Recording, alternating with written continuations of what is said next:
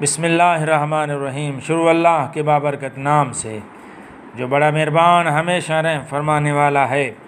جب حضرت مسلم ابن عقیل علیہ السلام پر کوفیوں کی دھوکہ دہی اور بے وفائی ظاہر ہو گئی تو جناب مسلم حیران و پریشان ایک محلہ میں چل رہے تھے۔ اچانک دیکھا کہ ایک بوڑھی عورت گھر کے دروازے پر بیٹھی تسبیح ہاتھ میں ہلا رہی ہے اور ذکر الہی کا ورد زبان پر جاری ہے۔ جناب مسلم نے کہا، اے اللہ کی کنیز، اگر ہو سکے تو پانی پلا دے تاکہ اللہ تمہیں قیامت کے دن پیاس سے بچائے، میں شدید پیاسا ہوں۔ اس خاتون نے خلوص سے جواب دیا، کیوں نہیں۔ وہ اسی وقت گھر گئیں اور پانی کا جام بھر لائیں۔ جناب مسلم نے پانی پیا اور وہیں بیٹھ گئے، چونکہ تھکے ماندے تھے اور جانتے تھے کہ ہزاروں افراد انہیں تلاش کر رہے ہیں، کہیں گرفتار ہو جائیں گے۔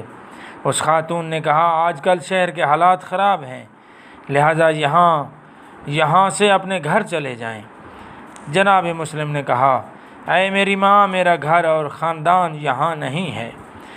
اگر مجھے آج کی رات اپنا مہمان بنا لے تو خدا تمہیں جنت میں جگہ دے گا۔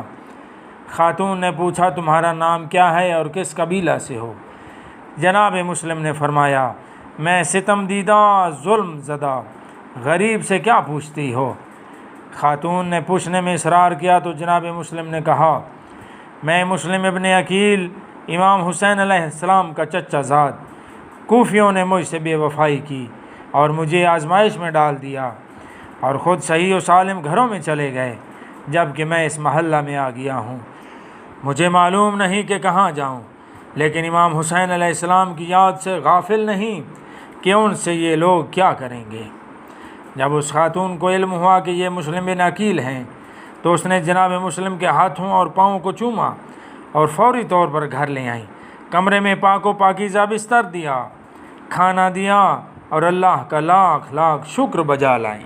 اس کے بعد جناب مسلم اللہ کی عبادت اور راز و نیاز میں مشغول ہو گئے۔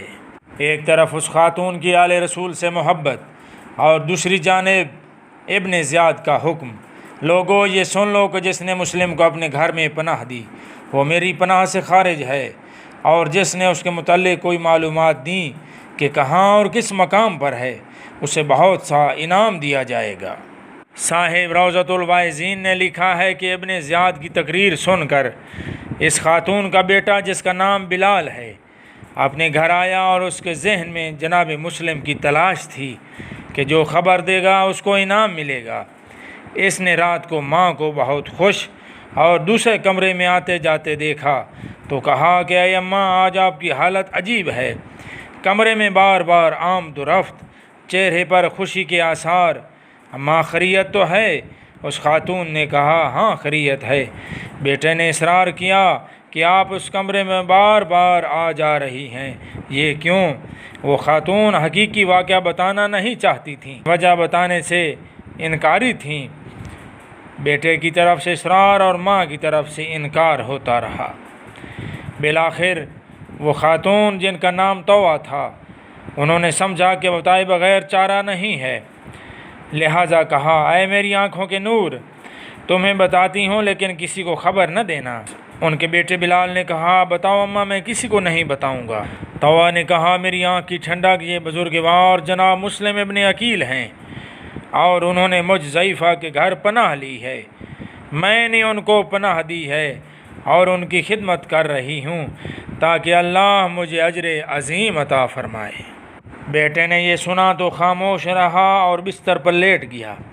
جناب مسلم ابن عقیل اپنی عبادت و اطاعت کے وظائف و اذکار کرنے کے بعد تھوڑا سا آرام کرنے کے لیے بستر پر لیٹ گئے۔ سارے دن کی تھکان کی وجہ سے نیند آ گئی۔ سوتے میں دکھی و پریشان خواب دیکھے تو اٹھ بیٹھے اور اپنے امام حسین علیہ السلام سے دوری، اہل و عیال سے دوری، دنوں کی سختی اور زمانے کی بے وفائی پر رونے لگے۔ آپ علیہ السلام مصلی پر بیٹھے صبح روز عرفہ یعنی 9 ذی الحجہ کی صبح کو راز و نیاز اور گیری و زاری میں مشغول تھے، اور طلوع فجر کے بعد اور شب آخر کے آخری لمحات میں نسیم حزن کے جھونکے آ رہے تھے تو صبح صادق نے اس عظیم سوگ اور ماتم میں گریبان چاک کیا۔ طوع اٹھی تاکہ وضو کے لیے پانی دے اور مظلوم و غریب جناب مسلم نماز پڑھیں۔ طوا نے سلام کیا۔ جناب مسلم نے حجرے کے کونے میں اپنا سر زانوں پر رکھا ہوا تھا اور حزن و ملال کی کیفیت تھی۔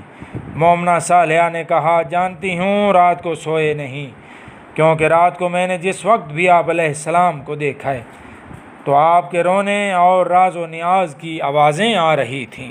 جناب مسلم نے فرمایا کہ رات کے پہلے حصے میں میری آنکھ لگی تو خواب میں حضرت امیر المومنین علیہ السلام کو دیکھا کہ آپ علیہ السلام مجھے فرما رہے تھے، جلدی آؤ جلدی آؤ، اپنے آنے میں جلدی کرو، اپنے آنے میں جلدی کرو۔